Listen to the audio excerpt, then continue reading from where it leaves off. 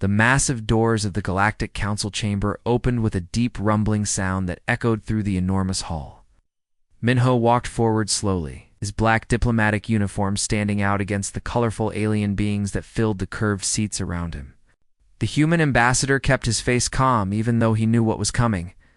Above him, the dome ceiling showed the stars of 1,000 different worlds.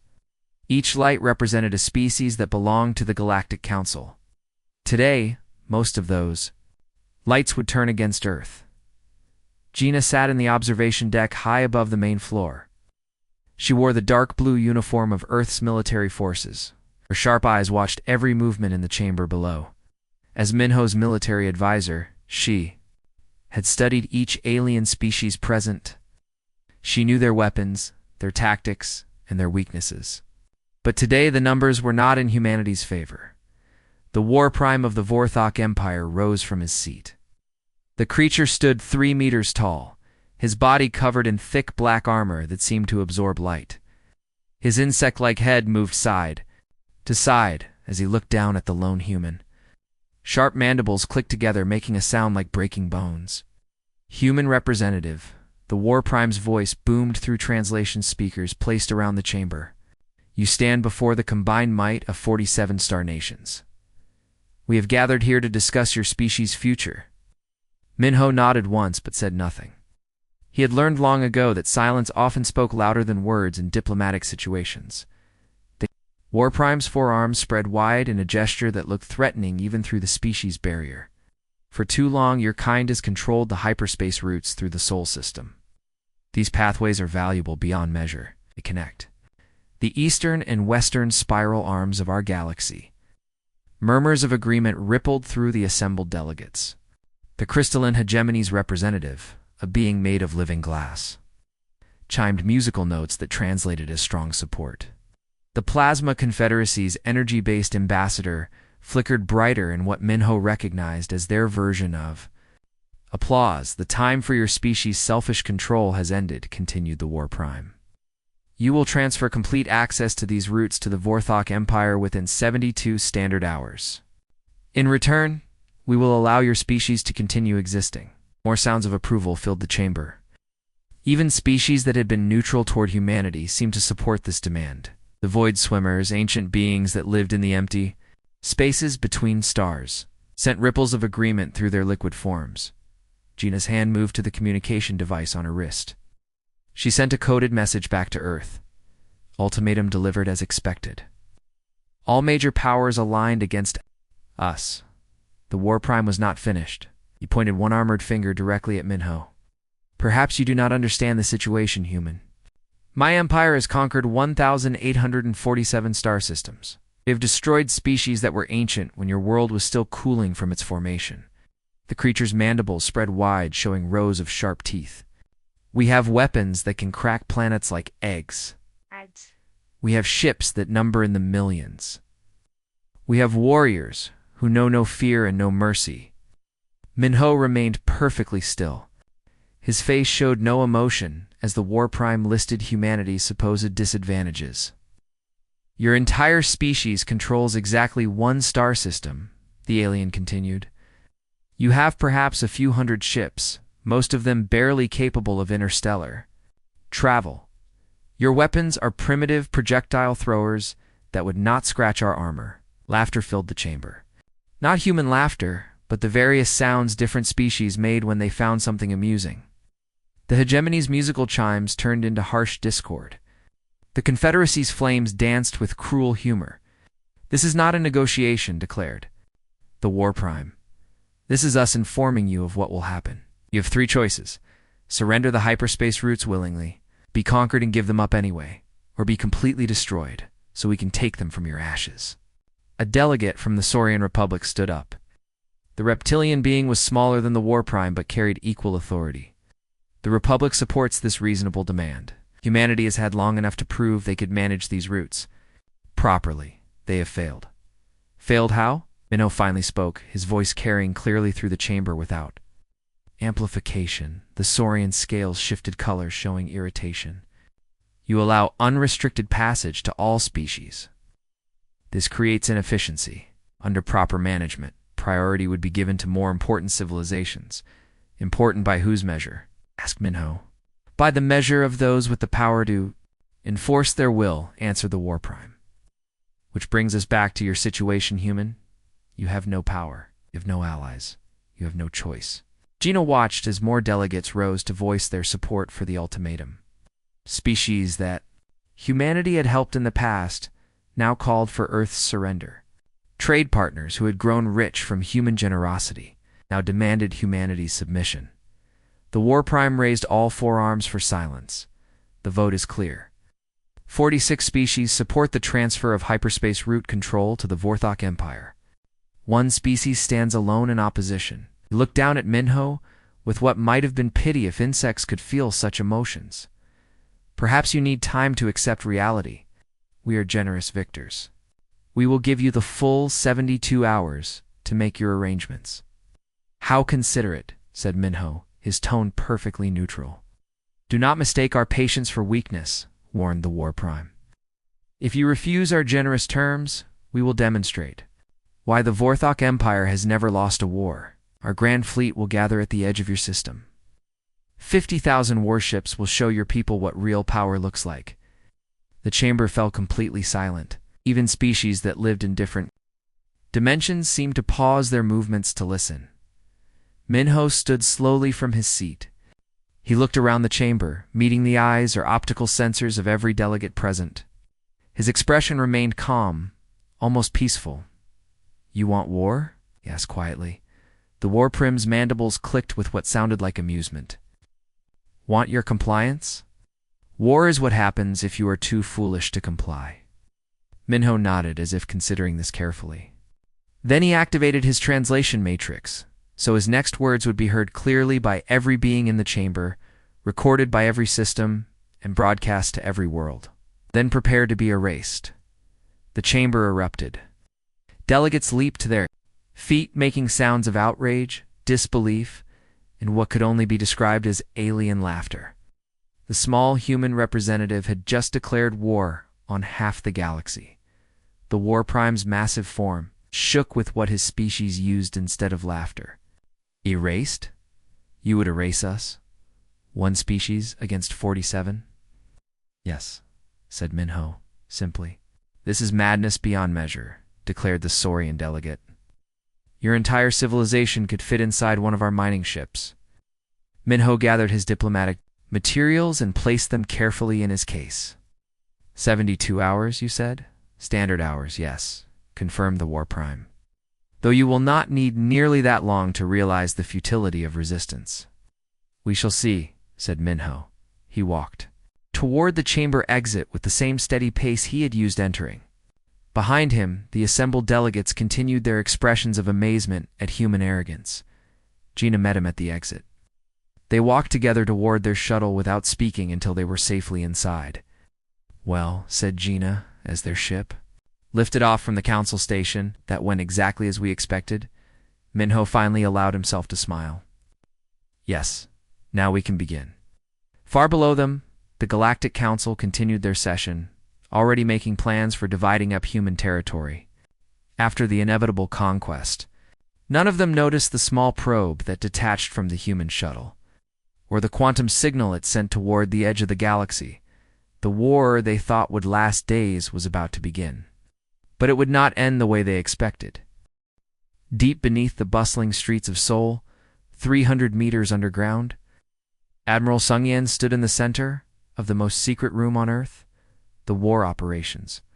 Center stretched out like a vast cave carved from solid rock. Hundreds of holographic displays floated in the air showing star maps, ship positions, and tactical data that would have shocked the galaxy. The Admiral was a tall man with gray hair and calm eyes that had seen too many battles. His uniform bore no decorations, because this command did not officially exist. For 47 years, he had been preparing for this exact moment. Sir, we have confirmation from the council chambers, reported Captain Dayon from his position at the communications array. Ambassador Minho delivered the message exactly as planned. The aliens believe they have 72 hours. Sungin nodded slowly. And they still have no idea what those 72 hours really mean to us? Lieutenant Yijin looked up from her temporal calculations display.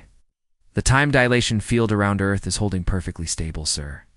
While the galaxy experiences 72 standard hours, we will have 72 years of preparation time. This was humanity's greatest secret. While the rest of the galaxy saw humans as a young species that had barely mastered space travel, the truth was far different. Human scientists had discovered the secrets of time manipulation decades ago. They had used this knowledge to compress centuries of development into what appeared to be mere decades to outside observers. A soft chime indicated an incoming quantum transmission. The air in front of Sungyan shimmered and formed the image of Director Yunji, head of Human Intelligence Operations. Her location was classified, but Sungyan knew she was somewhere in the Andromeda Galaxy, coordinating their most sensitive operations. Admiral Yunji's voice came through clearly, despite the impossible distance. All sleeper networks are reporting ready status. 47 years of deep cover operations are about to pay off. Sungyan smiled grimly. While the aliens had seen humans as simple traders and diplomats, the reality was that every human merchant, every cultural exchange student, every research scientist working on alien worlds had been carefully selected and trained. They were all intelligence operatives with very specific missions. "How many assets do we have in place?" asked the Admiral. 312 star systems have embedded human agents, replied Yonji. Every major shipyard, every military command center, every strategic resource facility has been mapped and marked. The aliens welcomed us because they thought we were harmless. Another display activated showing Dr. Dongyun in his laboratory complex beneath the Sahara Desert. The chief scientist looked tired but excited. Behind him, massive machines hummed. With barely contained energy, "Admiral, the quantum cascade weapons are fully operational," reported Dongyun. "Each device can destabilize the gravitational matrix of an entire star system. We have 1,200 units positioned throughout the galaxy." "Positioned how?" asked Captain Dayon. "Our trade ships could not have carried anything." That large Dongyun's tired face showed a hint of pride. "They were not carried, Captain. They were built in place using materials that appeared to be simple trade goods. A shipment of rare metals here, some quantum processors there, harmless components that only become weapons when properly assembled."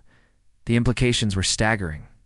For decades, human trade vessels had been delivering weapon components disguised as luxury goods, raw materials, and technological gifts. The aliens had unknowingly allowed humans to place planet-killing devices throughout their territories. "The beauty of it," continued Dongyun, "is that the weapons do not target populated worlds. They target infrastructure. Hyperspace lanes, communication networks, supply stations. They can cripple their civilization without harming innocent civilians." Sungyan turned to another display where Colonel Jin Woo was reporting from the Titan Defense Network. "Colonel, what is the status of our defensive preparations?" "All orbital platforms are online and cloaked, sir," replied Jin Woo. "The aliens believe Earth has perhaps 50 defense satellites. They do not know about the 12,000 stealth platforms we have positioned throughout the Sol system." The Colonel's image was replaced by tactical displays showing the true extent of Earth's defenses. Every asteroid, every comet, every piece of space debris larger than a basketball had been hollowed out and converted into a weapons platform. The Sol system was the most heavily fortified location in the galaxy, but it appeared completely defenseless to casual observation. "Sir," called out Ensign Su Yang from her monitoring station. "We are receiving the first reports from the Vorthok Empire. Their grand fleet is beginning to assemble at Rally Point Omega." Sungyan walked over to examine the intelligence reports. 50,000 ships, just as the War Prime promised. Impressive by their standards. "Should we be concerned, sir?" asked Captain Dayon. "About 50,000 primitive warships attacking the most advanced defensive network in galactic history." Sungyan chuckled. "I am more concerned about having enough salvage ships to clean up the debris." Dr. Soyan materialized on another communication channel. The head of temporal research looked exhausted but triumphant. "Admiral, "I have the final calculations for Operation Kronos." The time differential is perfect. While they think they gave us 3 days to surrender, we have had 72 years to prepare our response. Explain that again. For the junior officers, requested Sungyeon. Imagine you challenge someone to a race, said Soyeon. You give them 10 seconds to prepare, while you take 10 hours. Who do you think will win?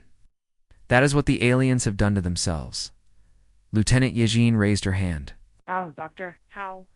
Did we develop time manipulation technology so quickly? The aliens have been spacefaring for thousands of years, Soyeon smiled. They have been spacefaring for thousands of years using the same basic principles. They became comfortable with their technology and stopped innovating. Humans, however, have only been in space for a short time. We approach every problem with fresh thinking. Also, added Dr. Dong-yoon, we had excellent teachers. Every alien species we met was happy to share their knowledge with the primitive humans. They never imagined we could improve on their designs. Admiral Sungyeon studied the master tactical display that showed the positions of human assets throughout the galaxy. Red dots marked enemy positions, blue dots showed human agents, and green dots indicated friendly or neutral worlds that would be protected during the coming conflict.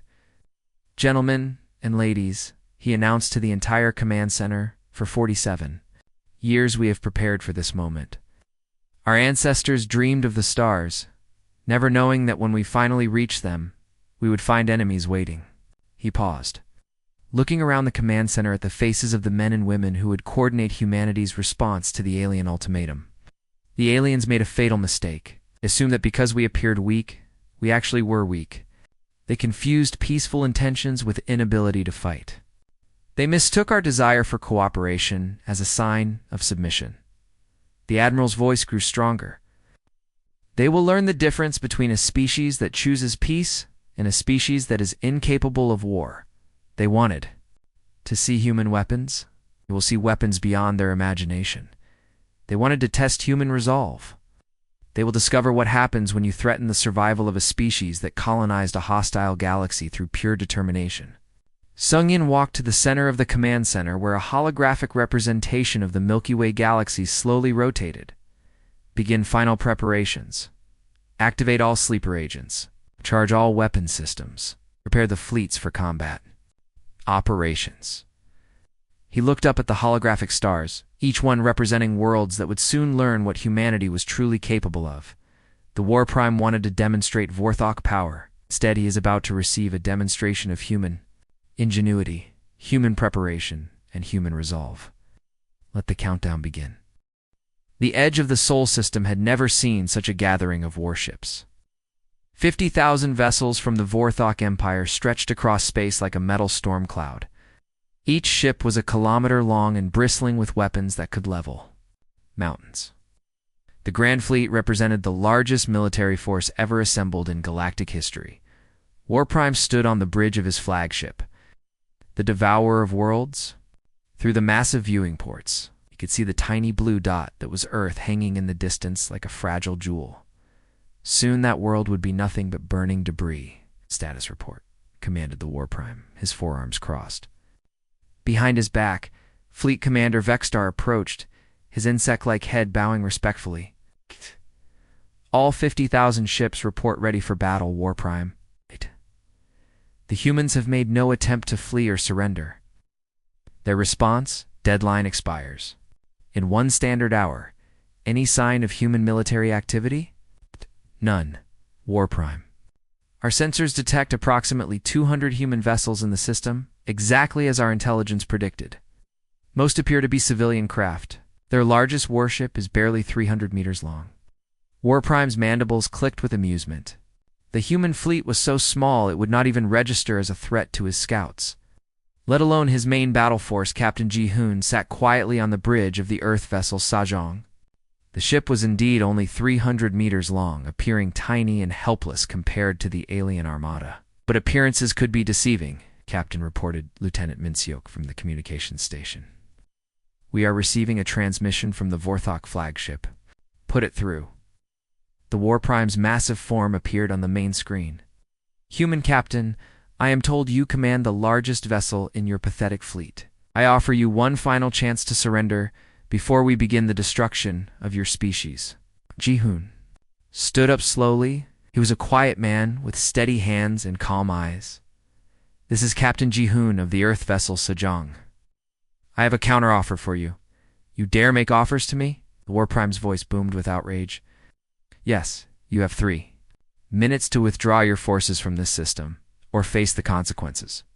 The sound that came from the War Prime could only be described as laughter. 3 minutes? You give me 3 minutes? I have 50,000 warships. You have perhaps a few hundred primitive vessels.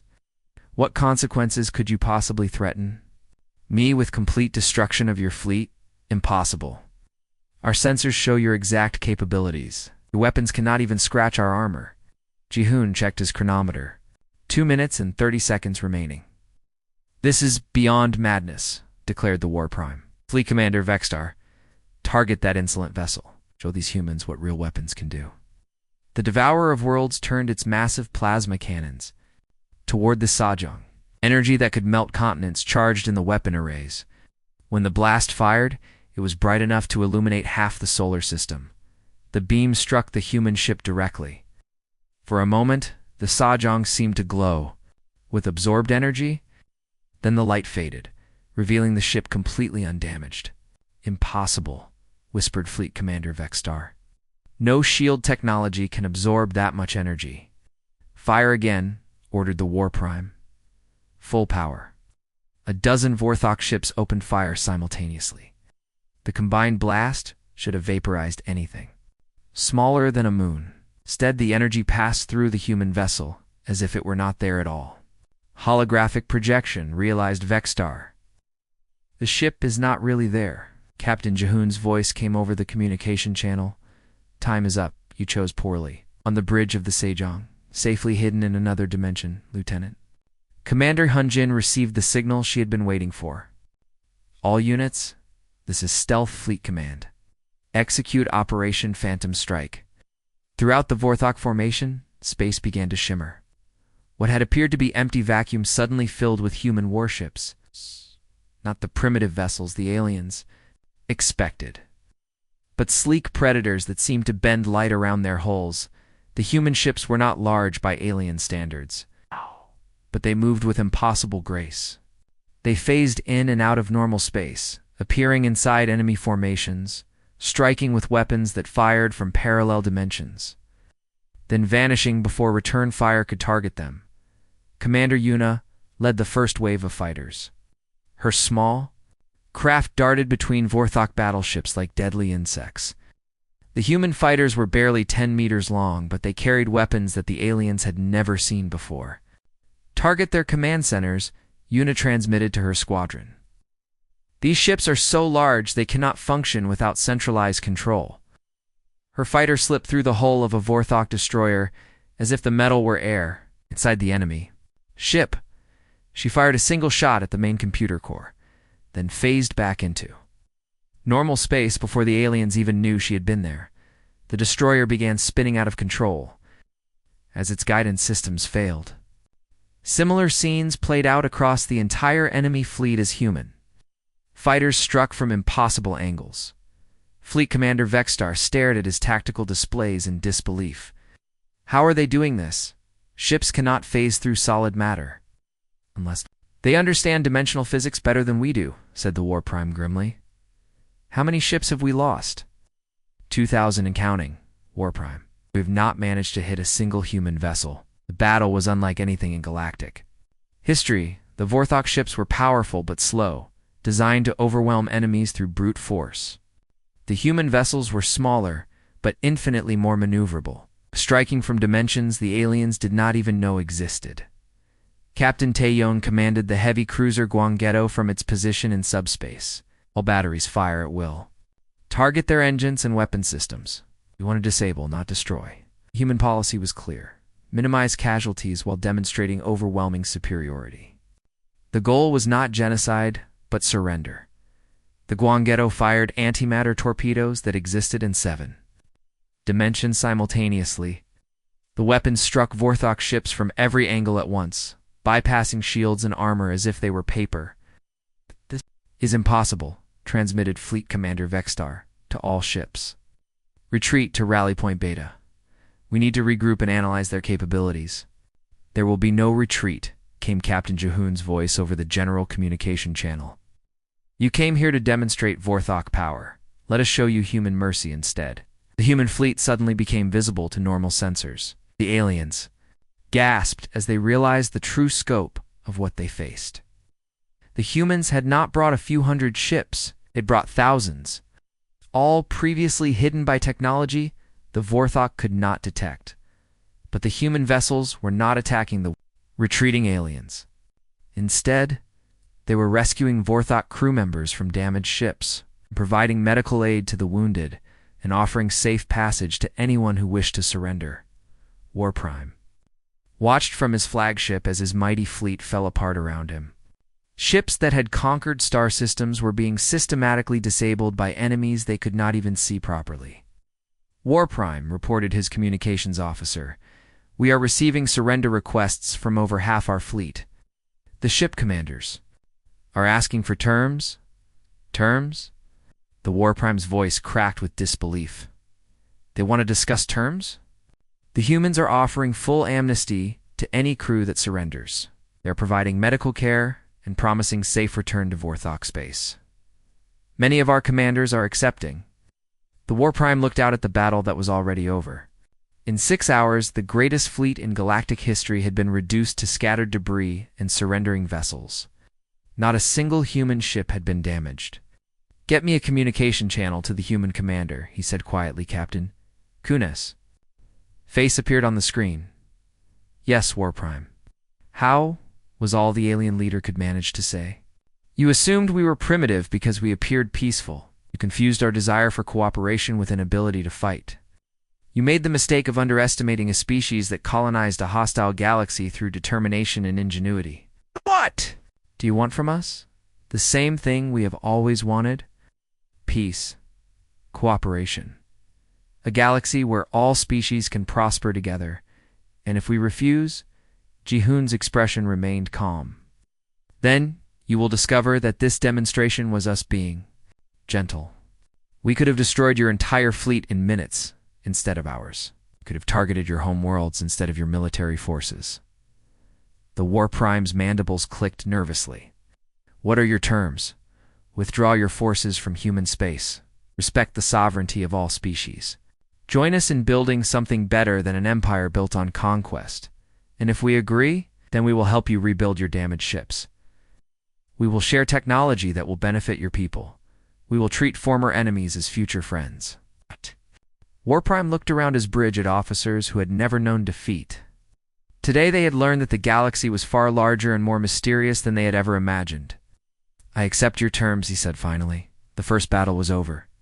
But the real war was just beginning. News of the Vorthok defeat spread through the galaxy faster than light itself.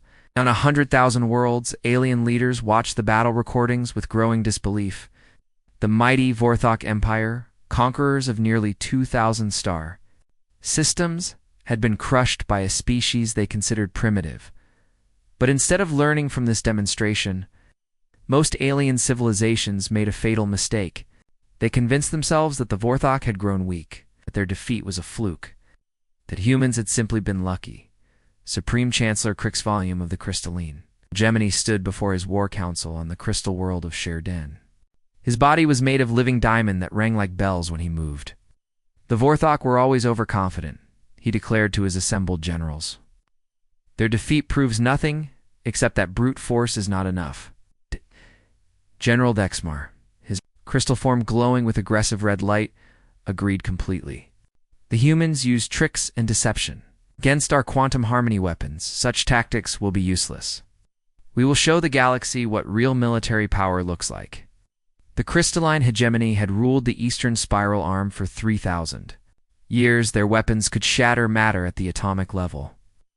Their ships moved in perfect formation like a single living organism. They had never lost a major battle. Prepare the harmonic fleet, ordered Crixvalium. We will attack the human colonies in the Centauri system. Once we capture their outer worlds, Earth will have no choice but to surrender. On the volcanic world of Titan Base, hidden deep within the asteroid belt of Sol, Commander Tae-young received the intelligence reports about crystalline movements. The massive underground facility had been built over 40 years, disguised as a simple mining operation. "Sir," reported Major Sujin from her monitoring station, "crystalline forces are mobilizing. 12,000 ships moving toward Centauri. Space. They plan to attack the colonies there." Taeyong smiled grimly. The aliens still did not understand what they were dealing with. "Major, are the quantum cascade weapons in position?" "Yes, sir. All 1,200 devices are armed and ready. We can target every major hyperspace junction in crystalline space simultaneously, and our liberation forces standing by at dimensional anchor points throughout the galaxy." "Commander, Wu Jin reports that all human slave populations have been identified and rescue teams are positioned." The commander walked to the massive holographic display that showed the entire galaxy. Red markers indicated hostile alien forces. Blue markers showed human assets. Green markers represented the cascade weapon positions that the aliens knew nothing about. "Initialize Operation Cascade," ordered Taeyong. "Show them what happens when you attack human civilians." In the deep space between galaxies, Director Neon floated in her command ship, the Invisible Hand. The vessel existed in a pocket dimension, completely undetectable by any known technology. From here, she coordinated the most ambitious military operation in galactic history. Cascade weapons report ready status. Transmitted Dr. Minsu from his laboratory ship. Quantum destabilization fields are charged, and targeting systems are locked. "Remember," said Neon, over the command channel, "we target infrastructure only. No inhabited worlds. No civilian populations. We cripple their ability to make war, not their ability to live." The quantum cascade weapons were humanity's masterpiece of non-lethal warfare. Each device could collapse the hyperspace lanes around a star system, cutting it off from the rest of the galaxy. Ships would be stranded, communications would fail. Entire civilizations would be isolated until the humans chose to restore the connections. Director called out Captain Mingi from the tactical station. "Crystalline forces have entered the Centauri system. They are beginning their attack on New Sol Colony." "Poor choice," replied Naheon calmly. "Activate Cascade Protocol 7. Across the galaxy, 1,200 hidden devices began their work. The weapons had been placed over decades, disguised as everything from communication relays to mining equipment. Now they revealed their true purpose. In crystalline space, hyperspace. Lanes began collapsing in perfect sequence. Ships that had been traveling between worlds suddenly found themselves trapped in normal space, unable to reach hyperspace velocity. Communication networks that connected hundreds of worlds went silent as the quantum fields that carried signals were disrupted supreme. Chancellor Krixvolume watched in horror as his empire began falling apart. "What is happening?" he demanded of his science officers. "Unknown technology is destabilizing our hyperspace infrastructure," reported Chief Scientist Vexelin. "The collapse is spreading system by system. At this rate, our entire territory will be isolated within hours." "How is this possible?" "We detected no human ships in our space. The devices appear to have been in place for years, possibly decades. They were completely undetectable until activation. The cascade effect was beautiful in its precision. Collapsing hyperspace lane triggered the collapse of connected lanes, creating a domino effect that spread through alien territory like ripples in a pond. Within 6 hours, the mighty crystalline hegemony was reduced to isolated islands of systems that could not communicate with each other. But the humans were not finished. Liberation fleets began appearing throughout the galaxy, targeting worlds where human slaves had been held for generations. These were not conquest fleets, but rescue operations. Carefully planned to minimize civilian casualties, Commander Wujin led the liberation of Kepler 442, a mining world where 3,000 humans had been forced to work in crystal mines for 20 years. His assault ships phased directly into the planet's atmosphere, bypassing all orbital defenses. "This is Commander Wujin of the Earth Liberation Force." He broadcast on all frequencies. All human civilians report to designated safe zones immediately. Alien civilians remain in your homes, and you will not be harmed. The crystalline guards at the mining facilities found themselves facing enemies they could not understand. Human soldiers appeared and disappeared like ghosts, moving through solid walls, attacking from impossible angles. The aliens' quantum. Weapons were useless against targets they could not properly detect. Within 2 hours, every human slave on the planet was free. The crystalline military forces had been neutralized without a single civilian casualty on either side. Similar operations unfolded on hundreds of worlds. The galaxy watched in amazement as human forces appeared everywhere at once, liberating their people while leaving alien civilians completely unharmed. On the bridge of his crippled flagship, Supreme Chancellor Crixvalium received reports of complete military collapse. His fleets were stranded. His communications were cut. His slave populations were being liberated by forces he could not fight. "Sir," reported his communications officer, "we are receiving a transmission from the humans. They are offering to restore our hyperspace connections if we agree to their terms." "What terms?" The officer looked nervous. "Complete cessation of slavery, withdrawal from all disputed territories, and participation in a new galactic peace treaty. And if we refuse, they say our civilization can remain isolated until we change our minds. They can keep our hyperspace lanes collapsed indefinitely." Crixvalium looked at the tactical displays showing his scattered, helpless forces. The humans had not destroyed his empire. They had simply turned it off like a machine with a broken power source. "What about our attack on their colonies?" "Our forces at Centauri have been offered safe passage home if they withdraw immediately. The humans are providing medical aid to our wounded and supplies to our stranded ships." The Supreme Chancellor's crystal form dimmed with defeat. "Could have destroyed us completely. Yes, sir. Sir? Instead, they are offering to help us rebuild once we agree to their peace terms." Across the galaxy, similar scenes played out as alien civilizations discovered that their military might meant nothing against an enemy that could strike everywhere. At once, while remaining completely untouchable, the Plasma Confederacy found their energy-based fleets powerless against human shields that absorbed all directed energy. The Saurian Republic watched their ground forces surrender, faced with human soldiers who could walk through walls and appear in sealed bunkers. But in every case, the humans offered the same choice: peace and cooperation, or continued isolation.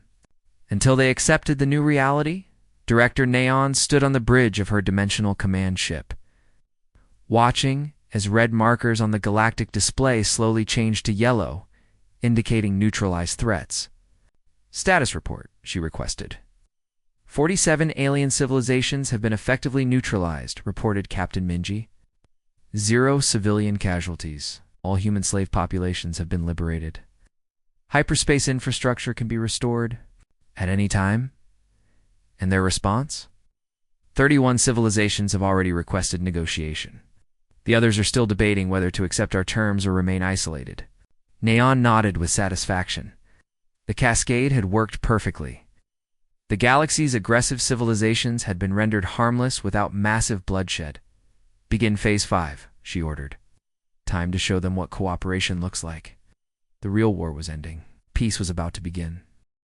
6 months after the War Prime's ultimatum, the Galactic Council chambers looked completely different. The same curved seats held the same species, but the atmosphere had changed from arrogance to careful respect. Ambassador Minho stood once again at the center of the chamber, but this time he was not alone. Behind him sat representatives from 47 civilizations, all of them former enemies who had become reluctant partners in humanity's new galactic order. The change had not been easy, but it had been complete. Director Kyungmin rose from her seat at the human delegation table. She was a small woman with calm eyes and a voice that carried clearly through the vast chamber. As the first human administrator of galactic affairs, she held a position that had never existed before. "Honored delegates," she began, "6 months ago, this council issued an ultimatum to humanity.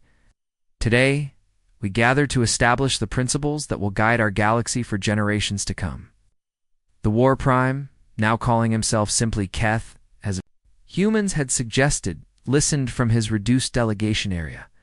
The mighty Vorthok Empire had been restructured into the Vorthok Cooperative, a peaceful organization focused on trade and exploration rather than conquest.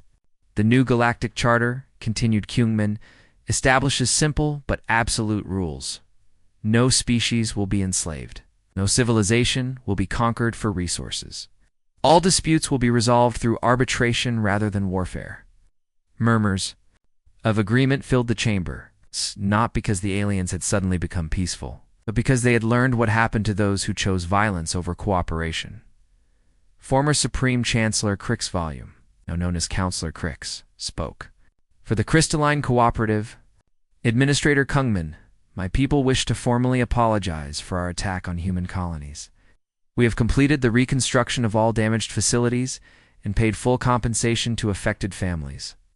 Your cooperation is appreciated, Counselor Krix, replied Kyunmin diplomatically. Your people's expertise in quantum mechanics has been invaluable in establishing the new communication networks. This was the genius of humanity's approach. Instead of destroying their former enemies, they had found ways to use their unique abilities for peaceful purposes. The crystalline mastery of quantum fields now powered communication systems that connected the entire galaxy. The Vorthok's strength and endurance made them excellent partners for deep space construction projects. Dr. Doyen, now serving as Director of Interspecies Relations, stood to address the assembly. Today marks another milestone in our cooperation. The first joint research station will be established in the neutral zone between the Milky Way and Andromeda galaxies. He activated a holographic display showing plans for a massive space station. This facility will be staffed by scientists from all participating civilizations. Its mission will be to explore the unknown regions beyond our galaxy and to develop technologies that benefit all species. The transformation had been remarkable. Former military officers now worked as peacekeepers. Factories had been converted to produce exploration ships and research equipment. Armies that once conquered worlds now built cities and terraformed planets for peaceful colonization. Captain Jihoon, now promoted to admiral, reported on the success of the new fleet operations. The joint patrol forces have successfully prevented 17 potential conflicts through early intervention and mediation. Not a single shot has been fired in anger in the past 4 months. The former enemies working together had surprised everyone, including the humans. The Vorthok's natural strength combined with crystalline precision and human innovation had created exploration teams capable of achievements none could have accomplished alone. Admiral asked a delegate from the reformed Saurian Republic, "What about the species that still refuse to join the cooperative?" "They remain free to choose isolation," replied Jihoon. "Their hyperspace connections are restored whenever they request peaceful contact." Several have begun sending cultural exchange students to learn about the new system. This was perhaps humanity's greatest victory. They had not forced anyone to join their new order. Instead, they had made cooperation so obviously beneficial that resistance gradually crumbled on its own. Teacher Sunmi stood before her classroom in the New Geneva educational complex on Earth. Around her sat 30 young beings from 15 different species, all working together on a joint project about galactic history. "Today we will discuss the period known as the Transformation War," she announced to her diverse students.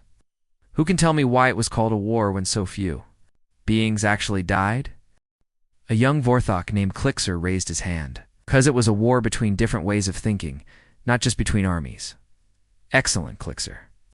And what were those different ways of thinking?" A crystalline student named Veshelin answered in her musical voice.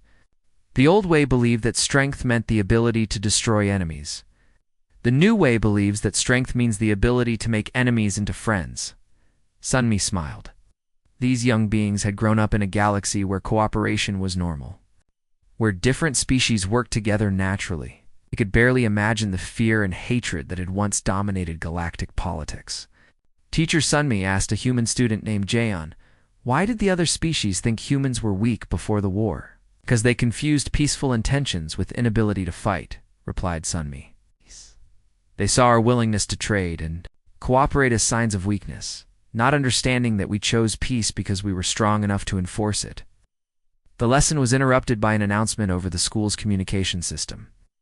All students and faculty, please report to the main auditorium for a special presentation. In the auditorium, Director Doyen stood before the assembled crowd with an expression of excitement. Today marks a historic moment. We have received the first communication from the architects. Gasps filled the auditorium. The architects were the legendary species that had built the hyperspace lanes millions of years ago, then disappeared without explanation. No one had heard from them in eons. Their message is simple, continued Doyen. They have been watching our galaxy's development. They are pleased with the recent changes and wish to make contact with the new cooperative government.